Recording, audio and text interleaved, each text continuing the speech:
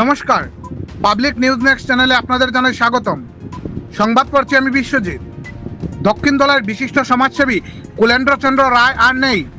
মঙ্গলবার ভোর 5টা নাগাদ তিনি তার চান্নিঘাটের বাড়িতে শেষ নিঃশ্বাস ত্যাগ করেন। মৃত্যুকালে তার বয়স হয়েছিল প্রায় 78 বছর। রেখে গেছেন স্ত্রী, 2 পুত্র, 2 কন্যা সহ অসংখ্য আত্মীয় স্বজন।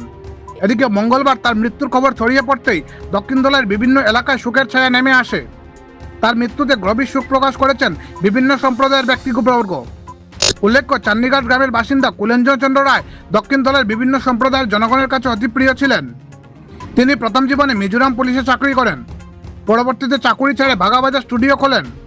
তিনি এলাকায় সমাজসেবামূলক কার্যক্রমে ওতপ্রোতভাবে জড়িত ছিলেন। বিস্তারিত দেখতে থাকুন পাবলিক নিউজ নেক্সট চ্যানেলের ক্যামেরায়।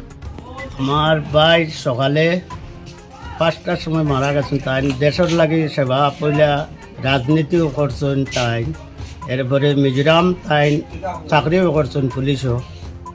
ওই দেশের লাগে তাই লাস্টে এই তাই রাজনীতিও করছেন। ওই বিষয়ে বাগা টুরির দোকানও আসলো, অনেক দিনও আসলো। এরপরে তাই হাওয়াইতাঙ্গ দোকান করছেন। ও পশ্চিমাল কুলেন্দ্র রায় আমার ভাই লাগুন।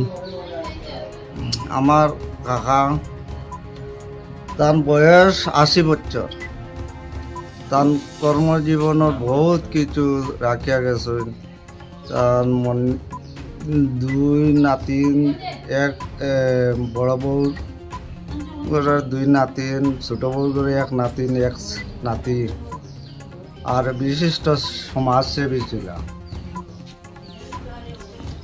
তার কর্মজীবনের বহুত কিছু আছে এই সমাজের প্রতি। চাকরিও করছেন পুলিশ। আর প্রথম জীবনে তাই মিজোরাম চাকরিও করেছে। আর স্ট্রোকে 2 বছর রোগে আক্রান্ত করেছিল। আজ রাত ভোরবেলা 5টায় শেষ নিঃশ্বাস ত্যাগ করছে।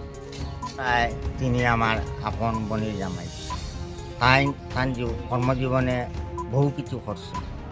বাগাবাজার একটা স্টুডিও করছেন, রাজনীতিক কংগ্রেসের অনেক কিছু করছেন।